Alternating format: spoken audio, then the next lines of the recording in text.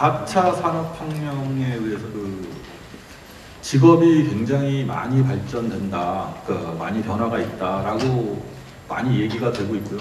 그래서 한 3가지 정도 연구를 조사를 했는데요. 서로 좀 다른 방식으로 접근한 연구입니다. 그래서 아마 이 프레이 오스본 연구는 아마 많이 보신 분들이 많을 거예요.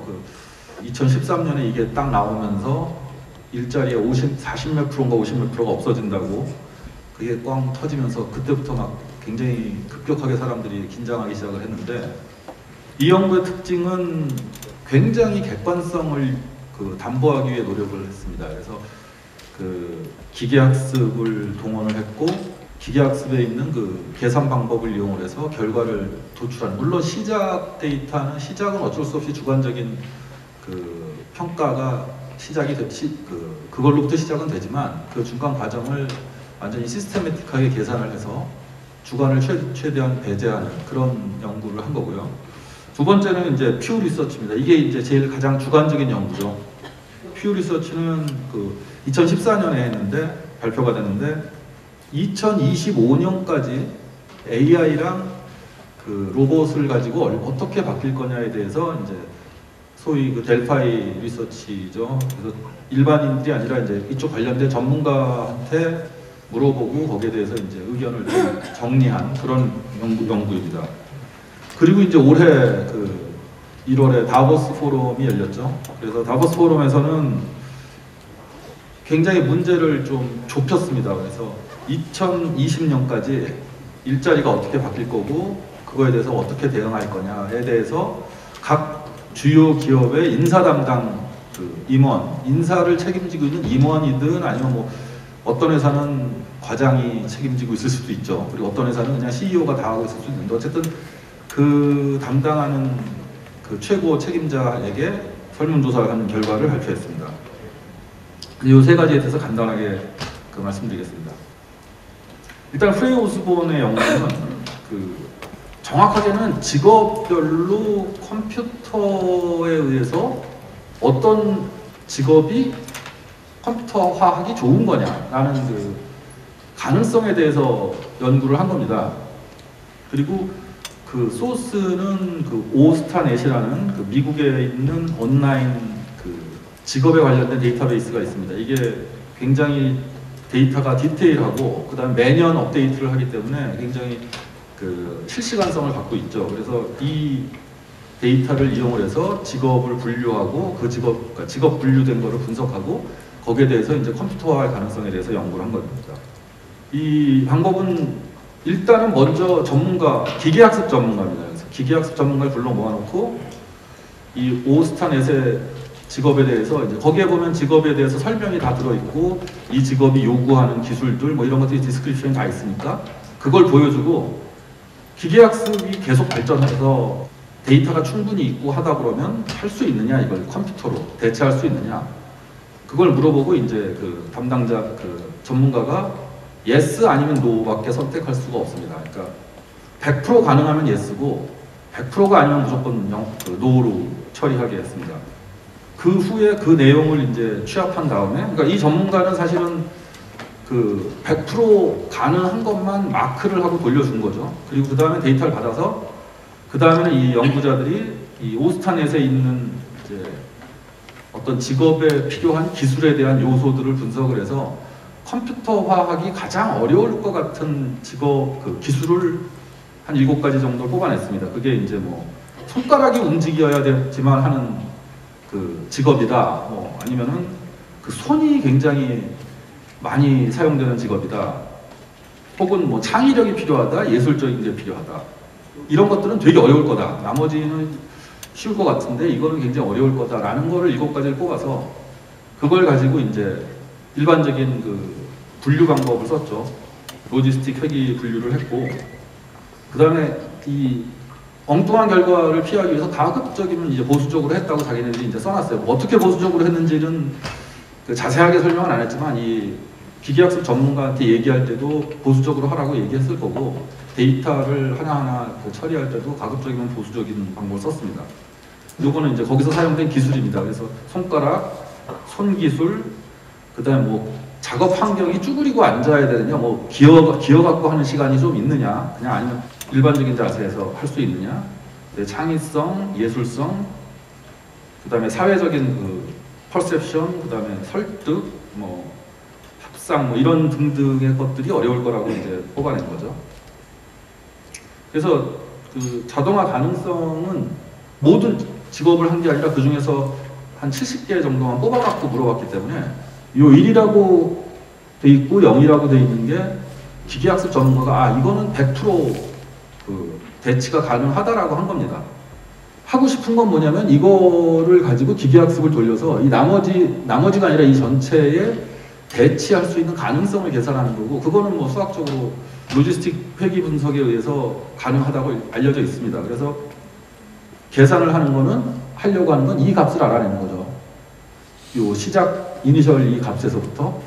그러면은 이 각각의 직업들은 뭐 손가락 기술이나 손 기술이나 이런 것들에 대해서 그 오스타넷에 어느 정도가 그게 중요한지가 이미 저장이 돼 있어요. 그 데이터가 있어요. 그러니까 학습을 계속 시키다 보면은 이것도 원래는 전문가는 1이라고 그랬는데 이거랑 비슷한 직업, 비슷한 요소를 가지고 있는 직업이 점수가 낮았으면은 이 값도 사실은 낮아질 수가 있는 거죠. 기계 학습에 의해서. 전문가가 약간 오류를 범한 거죠. 그래서 이런 식으로 이제 709개 직업에 대해서 전부 분석을 했습니다. 그래서 이제 뭐 이 그림이 굉장히 많이 활용됐던 거죠. 미국의 상황입니다. 그래서 47%가 컴퓨터화하기 쉬운 그런 직군에 들어가 있다. 이 색깔 하나하나가 각각의 산업입니다. 그래서 뭐 운송업, 뭐 생산, 그 다음에 뭐 설치업, 그 다음에 뭐 영업, 서비스 뭐 이런 거고, 요거를 우리나라에 적용을 한 게 저희 연구소에서 작년에 했습니다. 그래서 우리나라는 이제 63% 정도가 그러니까 미국보다 조금 더 위험하다라는 보고서를 냈습니다. 산업이라기보다는 여기서는 이제 업무의 성격에 따라서 나눴고요. 이 전반적으로 보면은 뭐 사무 종사자, 그 다음에 장치 기계 조작 등의 좀 단순 반복적인 일을 하는 예상이 되는 그런 부분이 굉장히 리스크가 크고, 그 다음에 주로 이제 좀 전문적인 지식을 가진 사람들은 좀 안전하다라고 계산을 할 수 있었습니다. 그런데 이게 그러면은 우리는 어떻게 해야 되느냐, 그냥 직업이 없어지는 걸 그냥 보고 있어야 되느냐. 뭐 사실은 근데 이 오스본 연구 결과를 보면 정확히 그렇진 않아요. 그러면은 뭐 여기서 보면 사무직은 그럼 앞으로 하면 안 되느냐 이런 식으로 이제 경솔한 결론을 내리면은 안 되는 게, 대표적으로 요새 하나를 예를 든 게 이겁니다. 그러니까 요새 젊은 학생들한테 요리사가 그렇게 인기라고 해갖고 특별히 쿡에 대해서 검색을 해봤습니다. 그러면은 요리사에도 이 종류가 굉장히 여러 가지가 있는 거예요. 오스타넷의 직업 분류 중에. 그래서 밑에서부터가 이제 컴퓨터하기 좋은 그런 거죠. 그래서 점점 위로 갈수록 이제 직업이 점점 더 안정적이 되는 거죠. 그 보고서에 따르면은. 일단 셰프나 헤드쿡, 그러니까 주방장은 안전합니다. 그 다음에 제일 좀 위험하다고 하는 게 레스토랑의 요리사, 그 다음에 뭐 이 패스트푸드나 카페테리아 요리사 같은 경우가 안전하지 않다고 합니다. 이런 것들은 사실은 단순한 기술을 이제 반복적으로 하는 경향이 있는 거죠. 그래서 나중에 이 프랜차이즈에서 자동화 시켜버리면은 숫자가 굉장히 급격하게 줄어들 가능성이 있죠. 그러니까 대부분의 직업이 이런 패턴입니다. 그러니까 그냥 사무직은 무조건 없어지고, 뭐 생산직은 무조건 없어지고, 그다음에 컴퓨터 프로그래머는 뭐 더 직업이 좋아지고, 이런 식의 단순한 패턴은 아닙니다. 물론 이제 전문성을 가져야 된다는 그런 공통점이 있죠. 그 다음에 이제 퓨 리서치의 경우에는 전문가들한테 이제 그냥 델파이 조사를 한 건데 한 2,000명 정도를 했고 옵트인을 했습니다. 그러니까 여러 명한테 보내놓고 답을 한 사람 것만 이제 계산에 포함을 한 거죠. 기술 관련된 사람도 있고, 이 저널리스트도 있고, 경제학자도 있고, 뭐 대표적인 게 구글 부사장 빈트 서프 같은 그런 사람들이 이제 답변을 한 겁니다. 그리고 질문은 여기 번역을 해놨는데, 뭐 자율주행차나 지능형 에이전트나 로봇이 빠르게 발전하고 있습니다. 2025년까지 예상한다면 이렇게 커넥트되고 그 자동화된 인공지능과 로봇 장치가 대체하는 일자리가 새로 만들어내는 일자리보다 많을까요? 요걸 질문을 던진 겁니다. 주관식으로. 뭐 거의 반반입니다. 팽팽하게 반반입니다. 이게 52%, 이게 48% 아마 이럴 텐데, 일자리를 없애는 게 아니라 늘린다라는 의견이 한 52%라는 얘기죠. 그래서 뭐 일단 기술이 발전한다 하면은 그 직업을 만들어내는 거지 없애진 않는다. 이게 이제 많은 주장이고요. 새로운 직업이 생기는 거죠. 그 다음에 인간만이 할 수 있는 직업이 있다. 네 번째가 가장 그 리즈너블한 예측 같아요. 근데 한 10년 동안에는 그게 아닐 거다. 아까 2025년까지로 예상을 하라고 그랬기 때문에 이 사람들은 2030년이나 2035년이라고 얘기를 했으면은 부정적으로 봤을 가능성도 있는 사람들이죠.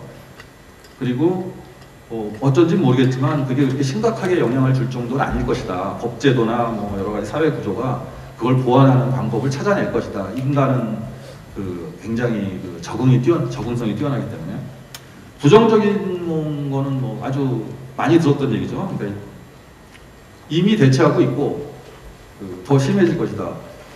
그 다음에 사실 일자리보다 더 중요한 게 일자리는 있을지 모르는데 임금이 굉장히 안 좋을 것이다. 양극화 얘기죠. 그래서 오히려 그것 때문에 더 사회적으로 심각한 문제가 될 거다라고 지적한 사람들도 있었습니다. 그 다음에 이제 논쟁적인 이슈가 있었는데 아주 그냥 양극으로 가는 경우도 있고, 일단 현재 그 교육 체계가 다음 세대 인력을 준비하기 적합하지 않다. 이건 뒤에 제가 조금 더 말씀드리게 될 겁니다. 다보스 얘기를 할 때.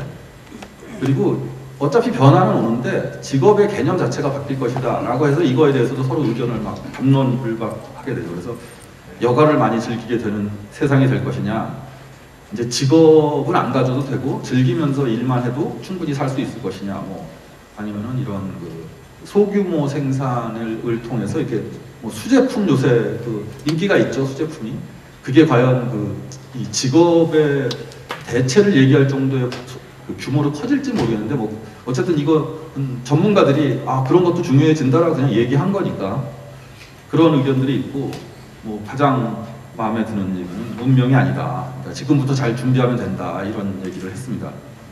여기서 뭐 저는 뭐 말씀드리고 싶은 거는 일단은 일치하는 의견들이 있어요. 뭐 긍정적으로 보든 부정적으로 보든 숙련도는 점점 비중이 줄어들 거라는 거죠. 그러니까 어디 가서 열심히 자리 잡고 거기서 갈고 닦아서 그 동네의 모든 노하우를 내가 갖고 있다.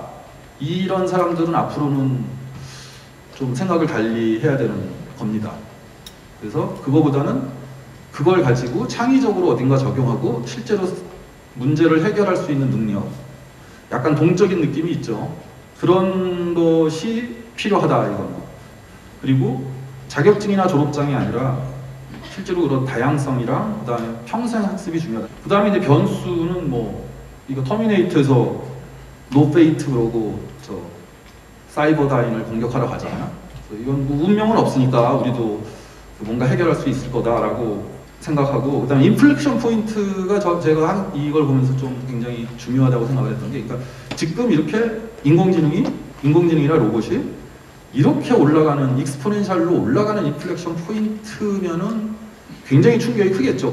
계속 그 영향이 커질 테니까. 근데 지금 이렇게 올라가다가 어쨌든 일정 기간 지난 다음에 다시 이렇게 꺾이면, 일반적으로 그런 모양을 많이 하거든요. 이렇게 익스포넨셜하게 올라가는 건 없어요. 심지어 무어의 법칙까지도, 그게 무어의 법칙이 익스포넨셜이라고 했지만 요새 포기했죠. 얼마 전에 무어의 법칙 포기했고 그동안도 무리해서 해왔다고 사실은 내부적으로 인정을 하고 있습니다. 근데 그 그래프에 맞추기 위해서 여러 가지 했는데 지금은 이제 인텔이 아예 포기했죠. 그래서 포기했다는 게 그게 중요한 게 아니라 전력을 뭐 낮추고 발열을 줄이고 이런 게 훨씬 중요하다. 지금은 성능 높이는 것보다. 그러니까 인플렉션 포인트가 어떻게 되느냐가 중요한 거고요. 그 다음에 어쨌든 당분간은 양극화가 나타날 것 같으니까 양극화랑 그 다음에 중산층이 없어진다고 그 프레이 오스본에서도 얘기를 했잖아요. 그래서 그런 것들이 이제 걱정이 되는 문제고 그걸 해결을 하는 게 숙제입니다, 사실은. 그런데 이 두 가지는 이제 제가 아까 말씀드린 혼란을 일으키는 여러 가지 인풋이었어요. 근데 이제 그 다보스 포럼에서 올해 이제 굉장히 현실적인 조사를 한 결과를 냈죠. 그래서 다보스 포럼이 올해 1월에 한 게 4차 산업혁명의 주제였습니다. 그리고 4차 산업혁명의 데피니션이 또 굉장히 복잡한데 이 오른쪽에 있는 게 1월에 나온 책입니다. 월드 이코노미 포럼. 그러니까 4차 산업혁명이란 말이 이번에 나온 게 아니라 사실은 작년도 월드 이코노미 포럼에서 이미 나왔어요. 그 발표도 했고 토론도 하고 이번에는 그 주제를 가지고 집중적으로 한 거죠. 그래서 그때 얘기됐던 걸 가지고 책을 썼어요. 그래서 이 책이 나와 있고 저는 이걸 갖다 간단하게는 디지털화가 그동안은 이 컴퓨터 하는 사람들이 자기가 할 수 있는 분야를 점점 이제 컴퓨터로 바꾸고 소프트웨어로 솔루션을 개발하고 하는 일에서 지금은 이제 이게 성능이 훨씬 좋아졌기 때문에 전 산업으로 그리고 전 생활로 이제 뻗어가는 그런 것이 아닌가, 그런 의미가 가장 핵심이 아닌가라고 생각을 합니다. 그리고 거기에 수반돼서 바이오 기술에서도 혁신이 일어나고 있고 나노 기술, 양자 컴퓨터 뭐 이런 데서 혁신이 일어나서 결국 이게 다 합쳐져서 더 확산되는 이런 것이 4차 산업혁명이 아닌가 이렇게 생각이 되고요. 그걸 바탕으로 해서 4차 산업혁명에서 직업이 어떻게 바뀔 거냐에 대해서 이제 다보스 포럼에서 전체 조사 중에 한 일부분이 직업에 대한 거였습니다. 그래서 그거를 지금 말씀드리려고 합니다. 여기서 설문조사를 했는데 포커싱을 가지고 했어요. 그래서 기업의 인력관리 담당 최고 책임자한테 물어봤고요. 4차 산업혁명이라는 게 이제 이런 식의 이 어떤 변혁이 일어났을 때 고용이나 당신들이 사용할 직원들의 스킬셋은 어떤 거고 그 다음에 당신은 거기에 대해서 어떻게 대응하고 있고 계획은 뭐고 그 다음에 남녀 비율은 어떻고 남녀 비율이 앞으로 어떻게 될 거고 뭐 이런 거에 대해서 이제 물어봤습니다. 2020년을 타겟으로 했어요. 그러니까 앞으로 5년 뒤가 되겠죠. 그리고 대상도 대형 다국적 기업은 기본적으로 1차적으로 포함을 시켰고 새로 나타나서 굉장히 급성장하는 그러니까 대형이 아직 안 됐지만 급성장하는 그런 기업들도 포함을 해서 그래서 한 2,450개 회사를 대상으로 해서 보냈고 그 다음에 근데 이제 국가별 분포도 조사를 해야 되기 때문에 어떤 국가에서 그런 기업체 수가 적을 수도 있거든요. 그래서 그런 경우에는 이제 그 국가에 있는 뭐 몇 대 기업을 상위 몇 대 기업을 뽑아서 포함을 시켰습니다. 그래서 뭐 1,346개 응답이 나왔는데 이 중에는 이제 국가별로 1000개 이상 응답이 안 오면 통계적으로 의미가 없어서 뺐어요. 좀 뒤처진 국가들이죠. 여기 아르헨티나, 콜롬비아, 러시아, 한국, 이집트, 나이지리아. 우리나라 대기업은 이런 조사에 별로 응하지 않는 것 같습니다. 그래서 데이터에 안 들어가 있어요. 일본이 들어가 있기 때문에 뭐 일본이랑 저희가 공통점이 있는 부분이 있거든요. 그래서 고령화 같은 경우는 그래서 일본을 좀 참조할 수는 있을 것 같지만 하여간 중국도 있습니다. 근데 좀 아쉽죠. 데이터가 없어서. 그래서 그게 커버한 모집단이 15개 국가고요. 18억 6천 근로자인데 이 규모는 이제 전 세계의 65%입니다. 그래서 뭐 이 산업별 결과는 각 산업별로 그쪽에서 정한 한 10여 개 산업이 있는데 뭐 각 산업별로 이렇게 2페이지씩 요약한 내용이 있습니다. 그건 보고서를 보시면 될 것 같고요. 그 다음에 국가별로도 결과가 있습니다. 설문 조사한 걸 분석한 결과가 있고 그 다음에 산업별로 남녀의 격차, 남자와 여자의 숫자도 있고 임원으로 승진하는 비율 뭐 이런 것들도 조사가 되어 있습니다.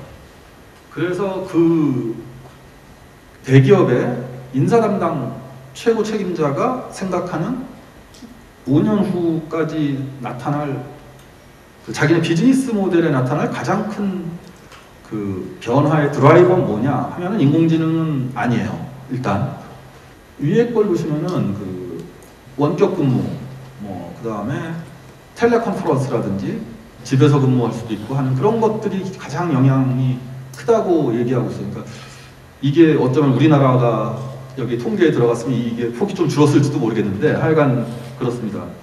그리고 이제 비즈니스 모델에 영향을 주는 게 신흥시장의 중산층이 늘어난다는 거죠. 지금 추세가. 그렇기 때문에 그건 우리들한테는 비즈니스 찬스다 이런 식의 의견이고 기후변화도 고려해야 될 사항이고 지정학적인 변동 꽤 중요한 팩터죠. 우리도 여기에 좀 포함이 되죠. 이제 그 중동 쪽도 포함되고 그 다음 기술적으로는 당연히 딱 보이는 게 모바일하고 클라우드가 가장 영향이 지금 크니까 이쪽이 가장 크다고 생각하고 있고, 그 다음에 이제 빅데이터.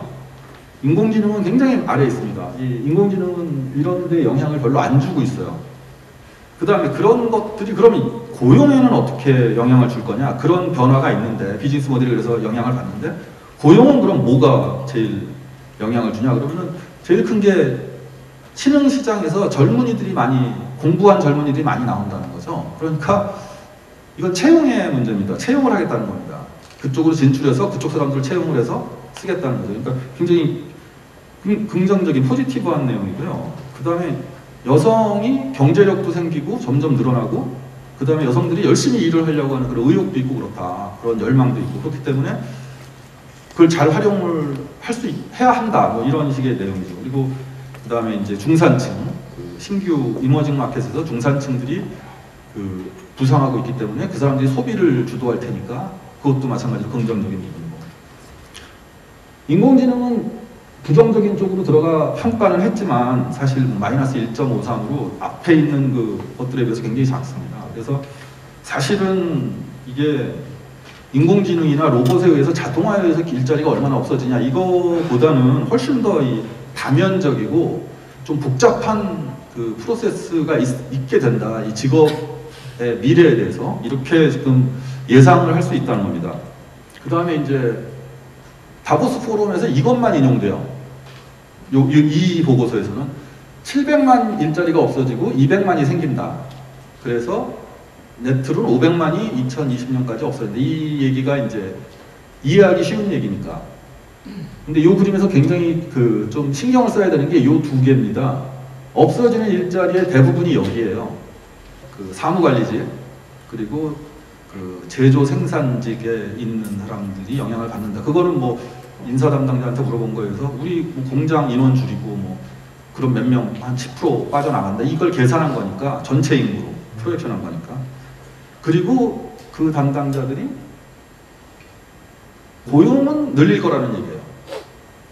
모든 산업에서 고용은 늘린다고 나와요. 이게 지금 사람 수를 고려를 안 했기 때문에, 아까 거는 오피스 앤 어드미니스트레이션에서 10% 줄인다 그러면 그 10%가 몇 명이냐, 전 세계에 그걸 합친 거고, 이거는 그냥 오피스 어드미니스트레이션 10% 그러면 얘는 0.1이고, 뭐 예를 들어서 개발자 10% 늘린다 그럼 그것도 0.1이고 전부 동등하게 봤다는 거죠.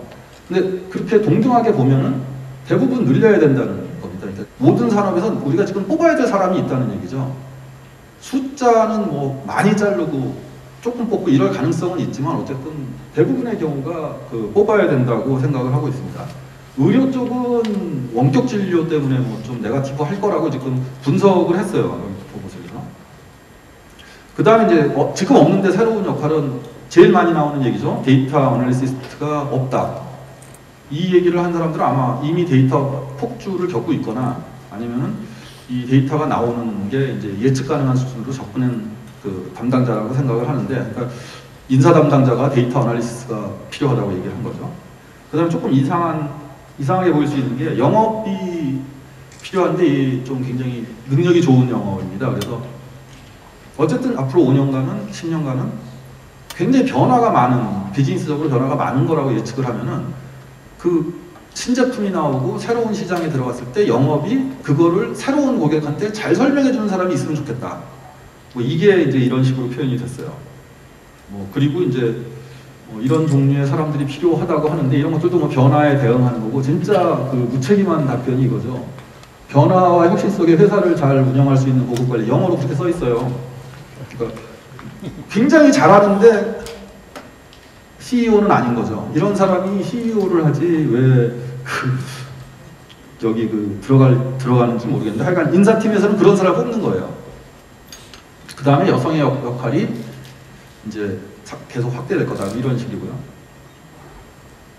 근데 인사 쪽에서 봤을 때 이 파란색이 현재고 회색은 미래입니다. 2020년입니다. 그리고 대부분의 그래프가 여기에 0이고 그 밑에가 마이너스죠.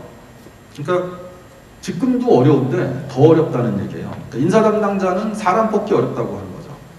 그리고 지금 일자리는 부족하다고 지금 얘기하고 있고, 일자리는 계속 없어지고 있다고. 그래서 현재 예상되는 증상이 앞으로 5년간 전 세계적으로 구인도 어렵고 구직도 어려운 그런 상태가 될 거다라고 지금 예상이 된다고 합니다. 대신에 잡을 가진 사람들은 이 업무 환경은 좋아질 거라는 기대를 하고 있어요. 일단 단순한 얘기로 하면은 아쉬워서 뽑았으니까 좀 대우를 잘해주고 일도 좀 편하게 해줄 수 있지, 열심히 할 수 있게 하는 환경이 돼야지 오지, 아니면 뭐 들어오지 않겠죠. 그 대신에 그 사람에 대해서는 생산성을 더 높은 생산성을 요구할 거고, 그 다음에 스킬 요건도 더 높아질 거다 이렇게 생각하는 거고, 그 다음에 직업이랑 생활의 균형이 개선될 거라고 합니다. 이게 전 세계적으로 이게 워크 라이프 밸런스라고 하던데, 이게 저 위키피디아에도 있더라고요. 그러니까 전 세계적으로 이 용어가 있고 우리나라만 이 월화수목 금금금 얘기 나오고 뭐 이런 건 아닌 것 같아요. 근데 그게 좀 나아질 거다라고 얘기합니다. 그 대신에 직장의 안정성은 불투명해진다는 거죠. 에너지나 금융이나 의료, ICT는 조금 나아질 거라고 이제 그 답변을 했는데, 이게 기관이라는 게 뭐 베이직스 그래갖고 기관 산업도 있고 그 화학공업도 있고 뭐 도시개발 뭐 이런 걸 전부 그 기관 산업이라고 이렇게 분류를 했습니다. 그리고 소비재, 미디어, 교통운송은 교통운송만이 아니라 자동차 만드는 회사도 들어가고요. 그 다음에 뭐 여행업, 뭐 항공 뭐 이런 것도 다 들어갑니다. 그 다음에 이제 전문 서비스는 약화된다. 그 다음에 유연 근무가 굉장히 중요한 요소가 된다. 그러니까 온라인 인재 플랫폼, 이게 중요한 요소입니다. 그러니까 링크드인이죠. 간단하게는 우리나라는 좌코리아인가요? 이게 점점 이제 중요해집니다. 링크드인은 계속 그 지금 발전하고, 사실 서비스 자체는 인기가 시들하지만 그 기능 자체는 계속 발전하고 있고, 거기서 온라인으로 인재를, 내가 원하는 그 인재를 뽑을 수 있죠. 그래서 그 요새 보면 그 팟캐스트 같은 거 들으면은 그 집 리크루트인가 뭐 한 닷컴 뭐 이런 그런 서비스가 있어요. 그러니까 뭐 그 요건을 보내면은 뭐 몇백 군데에다가 내고, 그 다음에 그 사람을 갖다 레커멘드 해주는 그런 서비스들이 있고, 그래서 이런 온라인 플랫폼을 잘 사용해야지만 원하는 인재를 구할 수 있을 거다. 근무 장소의 경계가 희미해지고 시간과 장소보다는 내용과 품질이 중요하다. 채용할 때 뭐가 그럼 어려울 거냐? 당연히 아까 사람이 부족하니까 내가 원하는 인력은 부족하고 충분히 있는 인력은 오히려 이제 넘치는 거죠. 그러니까 경쟁이 심화되니까 막 싸워야 되겠죠. 그리고 심지어 이 일자리가 많이 줄어든다는 사무관리직이나 설치 및 유지관리 숙련공도 확보가 어려워질 거라고 예상합니다. 왜냐하면은 어떤 직종이 없어지는 게 아니에요. 우리 저 전화교환원이 다 없어졌다고 항상 예를 들잖아요. 그러니까 직업이 없어지는 이그젠플로 교환기가, 자동 교환기가 나오면서. 근데 지금은 그런 패턴은 아닌 것 같아요. 그러니까 그 설치 및 유지 관리하는 분들이 줄어들 때도 잘하는 사람은 살아남는 거예요. 사무관리직도 사무관리를 잘하는 사람이 좀 이 현재 변화하고 있는 거에 대해서 잘 적응을 하면 그 사람은 살아남게 되는 거죠. 그 다음에 경영이랑 금융의 운영 관련 인력의 확보는 용이한, 이쪽은 좀 스테이블해서 그런 것 같고요. 지역별 차이가 심하다. 그래서 일본 같은 경우는 고령화가 진행되기 때문에 굉장히 더 힘들어진다, 남들보다. 아마 한국도 비슷할 거라고 생각이 됩니다. 그리고 여성 인력은 점차 개선될 걸로 전망하고, 저는 여성 인력은 한국이나 일본이 더 빨리 개선되겠죠. 이게 어려울수록 여성 인력을 활용을 하고 그래야지만 어쨌든 경쟁력을 유지할 수 있겠죠. 여기서 ICT 분야는 상태 유지라고 했는데, ICT 분야가 여성 인력을 안 쓰는 게 아니고요. ICT 쪽은 그래도 어느 정도 들어와 있어요. 아주 많이 들어온 쪽은 아니지만. 근데 그 상태로 그냥 유지가 된다는 거죠. 특히 그 뭐 미국도 그런 이슈가 있는데 스템 전공이 여성 비율이 굉장히 낮다고 하거든요. 미국도 그렇다는 거죠. 그러니까 차별이 없는 것 같은 미국도 차별이 굉장히 많고 전공자도 별로 없고, 그러니까 뽑고 싶어도 못 뽑는 거예요. 그 다음에 필요한 스킬도 이제 좀 인지적인 능력, 시스템적인 능력, 그 다음에 복잡한 문제 해결, 이런 쪽이 이제 점점 늘어난다는 건데, 이런 겁니다. 그러니까 인지 능력이 결국은 아까 조금 얘기됐던 뭐 인지, 창의성, 논리성 뭐 이런 거고요. 기초 스킬이라는 게, 그 컨텐츠 스킬이라는 게 능동적으로 학습을 하는 거, 그 다음에 ICT를 아는 거, 그 다음에 크로스 펑셔널에서 이 시스템 스킬이 뭐 의사결정, 판단, 컴플렉스한 문제를 푸는 거, 이런 건데, 여기서 색깔 칠해놓은 거는 이게 점수가 높은 겁니다. 중요한 거. 그리고 옛날에는 이거는 이제 교육으로 해결했고, 이 부분은 이 부분도 교육으로 해결했다는 거예요. 교육과 산업의 경계가 여기에요. 그래서 산업체에서는 여기까지 돼 있는 사람을 원했는데 그게 그동안 이어져 왔는데 지금은 이게 안 된다는 거죠. 들여다보면은 제일 제가 보기에는 충분히 이해가 되는 부분이 뭐냐면 미래 인력 전략의 인사 담당 임원이 우리는 미래 전략 이게 맞다고 한다라는 컨퍼던스를 높게 얘기하고 한 70%뭐 이렇게 얘기하고 확신이 있다. 그리고 최고 책임자 CEO도 그렇게 한다. 전략을 그렇게 세워서 간다라고 하는 그런 회사들은 그렇지 않은 회사에 비해서 여성 인력을 2배 정도 뽑고 그 다음에 사내의 인력을 활용해서 업스킬하는 거를 한 50% 정도 더 지원하더라. 그래서 결국은 이게 인사 담당 임원 문제가 아니라 최고 책임자가 해야 되는, 관여해야 되는 문제고 가장 중요한 문제 중에 하나다 이겁니다. 그래서 결국 뭐 필요한 전문가는 부족하면서 인력은 남는 그런 상황이고, 뭐 사무직이나 사무관리나 제조는 악순환에 빠질 수 있겠죠. 그러니까 아까 잘하는 사람들은 남겠지만 그 다음에 회사에서 리스킬링도 교육도 안 시켜줘요. 지금 교육을 시킬 타이밍을 지금 놓쳐가고 있기 때문에 그 다음에 이제 교육 체계에 대해서 굉장히 중요한 그 변화가 필요하다. 산업계랑 같이.